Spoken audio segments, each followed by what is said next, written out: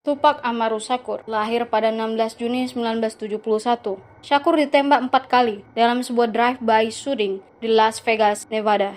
Pada 13 September 1996, 6 hari sesudah ditembak, Shakur tewas karena kegagalan pernapasan dan gagal jantung di University Medical Center, Las Vegas. Setelah 27 tahun kematiannya, kebenaran baru terungkap. Dwan Keith Davis, yang kerap disebut sebagai KVD, paman dari tersangka utama Orlando Anderson, diduga ikut terlibat dalam pembunuhan rapper dan aktivis kenamaan itu.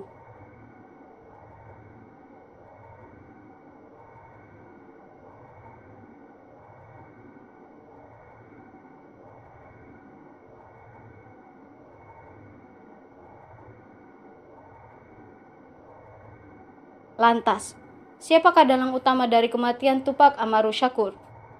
Mengapa butuh 27 tahun untuk mengungkap kebenaran kasus pembunuhan ini? Apakah kematian Tupac Shakur adalah konspirasi atau sesuatu yang sudah direncanakan? This is the true story of it.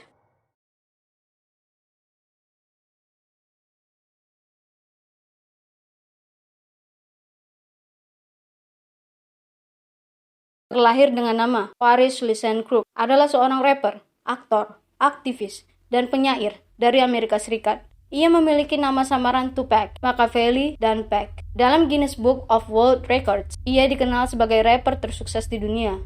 Ia menjual lebih dari 73 juta album di seluruh dunia.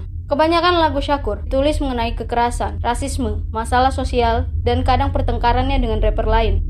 Pada 1993, ia dituduh memperkosa seorang wanita dan diadili. Sehari sebelum keputusan dibacakan, ia ditembak 5 kali di Manhattan dan terluka berat. Shakur mencurigai beberapa orang dalam industri musik rap, dan hal ini mengawali East Coast West Coast feud. Dan lagi, pada 7 September 1996, ia ditembak dan dihabisi oleh yang saat itu diduga sebagai Orlando Anderson. Kronologi. Sore 7 September 1996, Tupac Shakur dan Suge Knight, bos label musik Death Row Records, tiba di Las Vegas bersama rombongan. Mereka bertujuan untuk menonton pertandingan tinju kelas berat antara Mike Tyson dan Bruce Seldon. Sekitar pukul 8.30 malam, Shakur dan Knight menempati kursi baris depan. Sekitar pukul 20.40 malam, segera setelah pertandingan berakhir, Shakur dan Tyson, yang merupakan teman akrab, berpelukan merayakan kemenangan mereka di luar arena. Sekitar pukul 20.50 malam di area hotel dan kasino tepat di luar arena, Tupac Shakur, Suge Knight, dan rombongan terlibat baku hantam sengit dengan sekelompok orang yang termasuk Davis dan keponakannya Orlando Babyland Anderson yang sebelumnya sudah berseteru dengan Shakur. Davis dan Anderson adalah anggota geng Southside Compton Crips, geng di California Selatan yang menjadi saingan geng Suge Knight Mob biru. Video CCTV menunjukkan Shakur dan Knight menendang dan memukul Anderson di dekat lift. Anderson telah tewas dalam penembakan geng yang tidak terkait pada tahun 1998, lama dicurigai oleh otoritas sebagai pelaku kematian Tupac. Saat sebelum pukul 9 malam, Shakur dan Knight beserta rombongan mereka meninggalkan MGM Grand. Sekitar pukul 11.15 malam, BMW yang dikendarai Suge Knight dan Tupac berhenti di lampu merah di Flamingo Road dan Cova Lane, 1 blok dari Las Vegas Strip.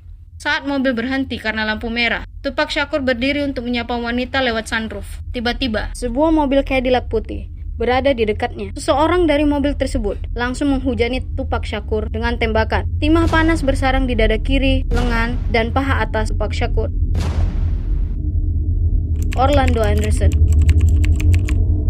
Pada bulan Juli 1996, Anderson terlibat dalam pertengkaran di Lakewood Mall, di mana dia dan rombongannya menyerang Trevon Lane, seorang karyawan Death Row Records, label rekaman tempat Tupac Shakur bernaung dan mencuri medali Death Row. Pencurian medali Death Row oleh saingan mereka, Compton Crips, di mana Anderson menjadi anggotanya. Tindakan ini membuat marah Suge Knight, Tupac Shakur, dan anggota Death Row lainnya. Pada tanggal 7 September 1996, setelah pertarungan Bruce Seldon versus Mike Tyson, Trevon Lane secara kebetulan melihat Anderson sendirian di MGM Grand Las Vegas dan memberitahu Tupac dan rombongan Death Row lainnya bahwa Anderson lah yang bertanggung jawab atas medali yang dicuri. Tupac kemudian terlihat di kamera keamanan MGM berlari ke arah Anderson bersama rombongannya dan melakukan pukulan. Pemukulan tersebut terjadi 3 jam sebelum penembakan Shakur. Anderson kemudian ditetapkan sebagai tersangka. Pada saat itu, rumor beredar bahwa dia telah bohong tentang penembakan rapper tersebut, yang kemudian dia bantah dalam sebuah wawancara untuk majalah Vibe.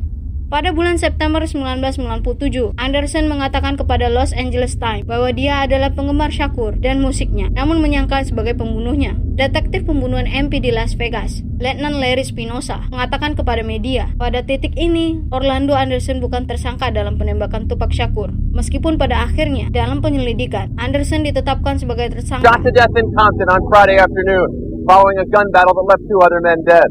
Police say Anderson was gunned down moments after arriving at a Compton car wash shortly after 3 p.m. in the wake of what they are calling a previous monetary dispute. He was 23 years old. Anderson, you recall, was beaten by Shakur and Death Row Records chief Suge Knight in the Las Vegas MGM Grand on the night of September 1996. Ever since that moment, law enforcement officials, gang informants, even members of the Shakur family have cited Anderson as the prime suspect in Shakur's murder. But Anderson always fiercely denied any of those charges, and no official charges were ever brought. We'll have more on this story as the week continues, and we'll have more news at 10 to the hour every hour right here on MC.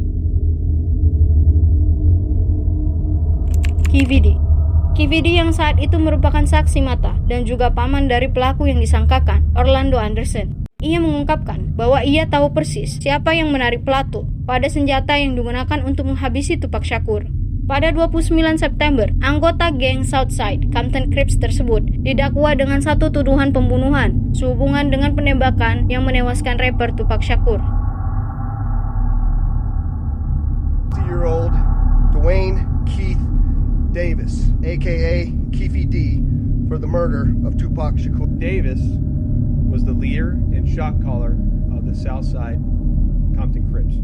On the night of September 7th of 1996, Tupac Shakur, along with Suge Knight and members of their entourage, which include members of Mob Piru, came to Vegas to attend the Mike Tyson fight at the MGM Grand Garden Arena. Members of the Southside Compton Crips, which included Dwayne Davis, along with his nephew Orlando Anderson, were also in attendance at the same event.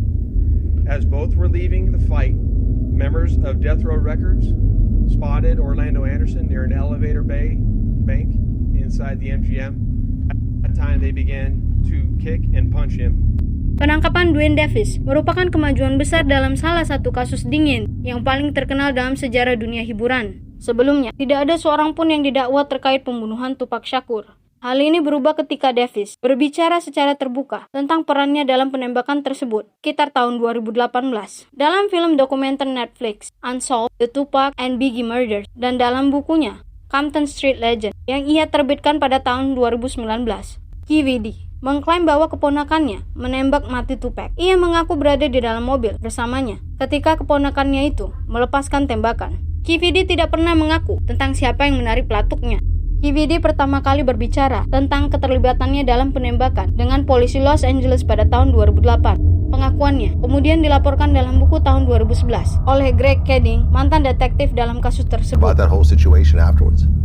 Yeah, so they realize, the Southside Crips and Orlando Anderson, Keefy D, they know that, hey, we just hit this dude in Las Vegas, and it's on. It's a green light. And so you hunker down and you get your guns and you anticipate that there's going to be drive-by shootings or confrontations, or you kind of check out for a bit. If you have a place to hole up outside the city, then you do that.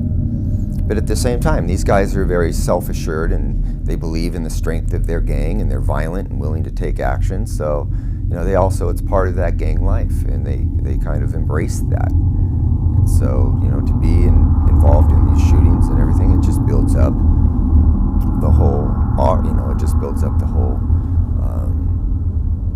respect and perception of your gang. So according to you, Tupac gets killed by the Southside Crips. He gets killed by Orlando Anderson, who's a member of the Southside Crips. Exactly. Now, earlier you said that Puffy put out this claim of, I'll pay $1 million if you get rid of Tupac and Suge. Tupac is now gone. What happened in terms of Keefy, Orlando, and Diddy at this point? So immediately in the aftermath, Diddy hears about the shooting, finds out that there's, Tupac's been shot and is in the hospital in Las Vegas. And according to Keefy D, he gets a phone call. He's actually with Zip, the intermediary, And they're back in LA, and Zip takes a phone call, and it's Puffy on the other end of the line, hands the phone to Keefe D, and Puffy asks him, man, was that us? Was it, what just happened out there? Keefe D's like, yeah, that's us. Okay. So then there's that $1 million. So now there's this expectation of, the $1 million. So what happens next? So what happens next is, Keefe D's already under a separate investigation for his ongoing drug trafficking. He never gets a chance to hook back up with Puffy until almost, 6 months later, where he's over at the Peterson Auto Museum when Puffy's back out here with Biggie, and he walks up to him to have a conversation about it. Well, Puffy's aware that the FBI's been watching him out here in Los Angeles, and the last thing he wants to do is be directly associated with this guy that he's had this agreement with to commit a murder. So he tells Keefe D, no, man, now's not the time. We're good right now, and you got the FBI, got the feds all over me. Is his statement. Keefe D recognizes, okay, cool, it's probably not a good idea for us to be. Orang-orang terdekat, keluarga dan sahabat Tupac Shakur menyambut baik perkembangan kasus ini. Setelah 27 tahun kematian mendiang rapper tersebut, akhirnya ada sedikit titik terang. Mereka menyebut selama ini keadilan belum sepenuhnya tercapai. Nah, bagaimana menurut kalian? Jangan lupa subscribe, like, comment, and share. Peace out. Insya Allah kita jumpa lagi di video berikutnya.